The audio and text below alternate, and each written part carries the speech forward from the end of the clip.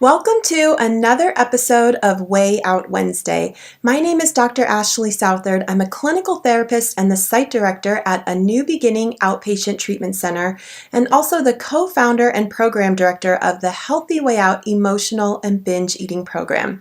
Now this month it's February, the month of love, so I thought it was only appropriate that I dedicate this month's episodes to learning how to love your body. Now hold up, before you start rolling your eyes and thinking about turning this off, I want you to hang in there because I think I might have some information that can truly start to move you towards a place of really loving your body. Now, most of the time when I work with emotional and binge eaters, what they tell me is that they truly hate the bodies that they're in. I don't know if this is something you can relate to, but I hear this far too often. It breaks my heart. They say, Dr. Ashley, I hate my body. I loathe my body. And I feel disgusting in my own skin. Can you relate to that?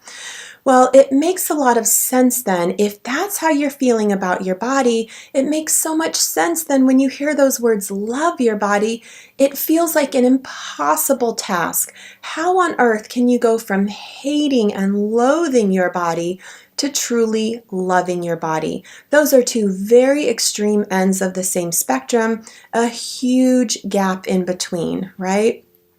Now, over the last several years, there's been this wonderful body positive movement that maybe you're aware of, where there's been a huge push in our society to really give all people, but especially women, permission to truly step into a place of loving their body, no matter what it looks like, no matter its size or its shape. It's really a beautiful message that every single human is beautiful just the way they are, and you don't need to change your body to be more beautiful. It's a wonderful, wonderful message, but unfortunately, it can leave a lot of people feeling like, I don't know how to possibly love my body. I'm not happy in my own skin. I don't feel good in my body. I can't do the things that I want to do in this body. So how on earth can I love it and accept it, right?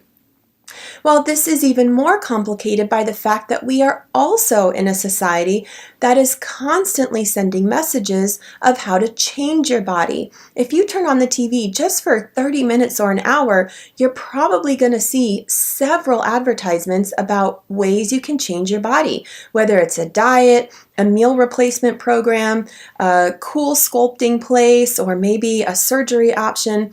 We are constantly bombarded with options for how to change our body. And the message really is, if your body doesn't look perfect or isn't as close to perfect as possible, there's a way to fix that. So this whole loving your body concept is very, very confusing. It's often landing on people when they're in a space of hating their bodies. Loving your body feels so extreme and merely impossible, but then you're also given so many messages about how to change your body to look better, to look more perfect, right? It makes sense why this is so confusing. So what I would like to do today is offer you another way to think about this that I think will actually help you make more sense out of what's going on, and then how to move forward towards this space of truly loving your body. Now, I want to introduce a concept that I am borrowing from DBT, or Dialectical Behavior Therapy, which is a model of therapy, skills-based, that was introduced by Dr. Marsha Linehan. And this concept I want to introduce is a dialectic. Now, a dialectic occurs when there are two things that appear opposite but hold true at the same time. Now, let me repeat that. It's a mouthful. Two things that appear opposite but hold true at the same time. So two opposite feelings that you can have in response to one experience at the exact same time. Love and hate, for example. Now, let me give you an example that I think most people can relate to that really highlights this concept of a dialectic. And that is when we go through grief of losing a loved one. Let's say you have a very special person in your life who has been battling a terminal illness for the last several years. It's been a very slow, painful death. They pass, and now you're having a dialectical emotional experience. On the one hand, you may be feeling relief, You may even be feeling a bit of joy that this person is no longer suffering, living in pain, their quality of life is so bad, and you don't have to watch them suffer anymore. Perhaps you were the primary caregiver for this person, so you're no longer burdened with that task. So a part of you is going to feel relief and joy. Another part of you is going to feel intense sadness and pain. The part of you that has lost this person, you are missing them. You love them so much you don't want to live without them.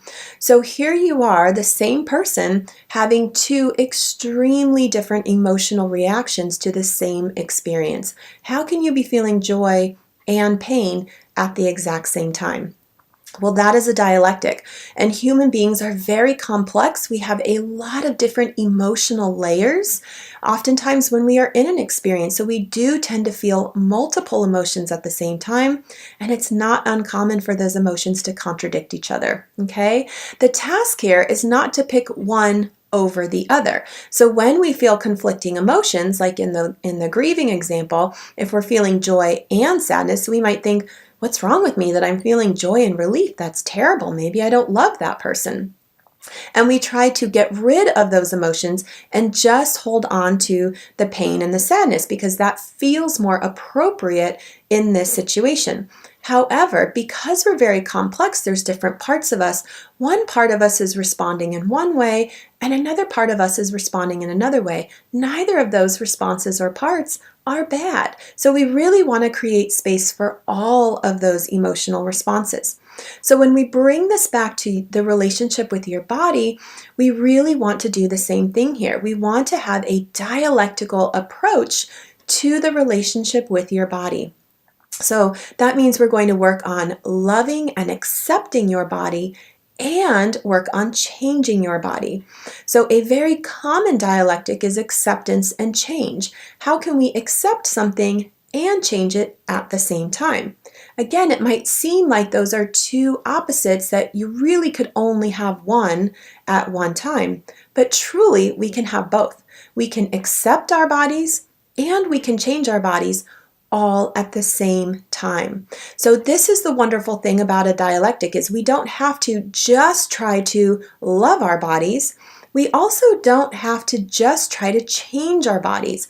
We can do both, and we can do it in a very loving, healthy way that will create sustainable results from the inside out.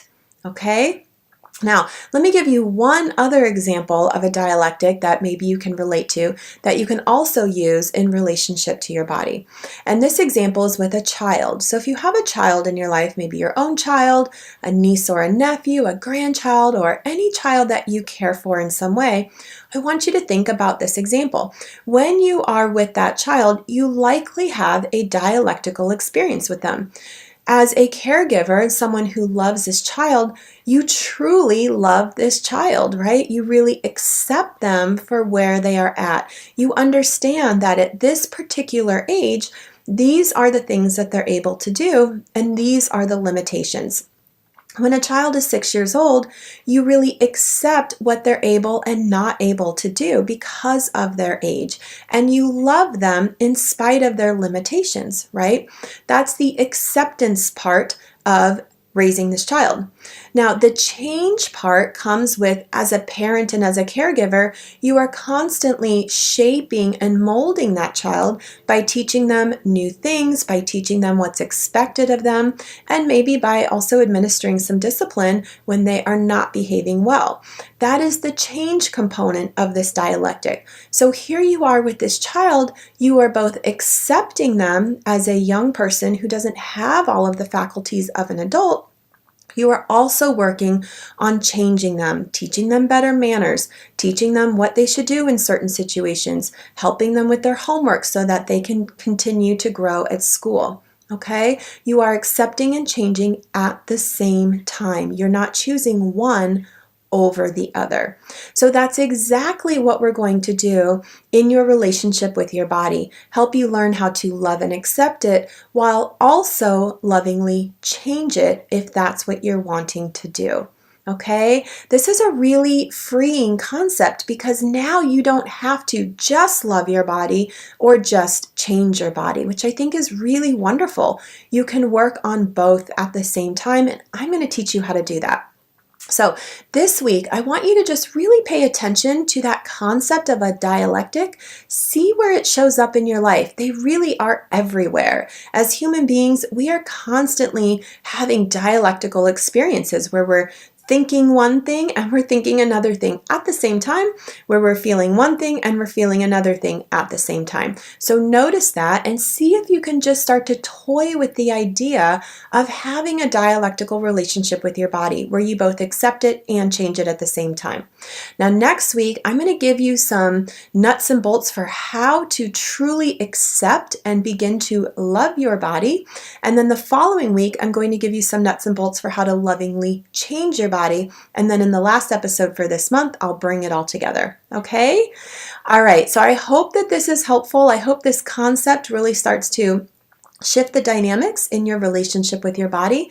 I can't wait to be back here next week where we will start to talk about how to truly love your body. Okay? Have a wonderful week. I will see you soon. Take care. Bye-bye.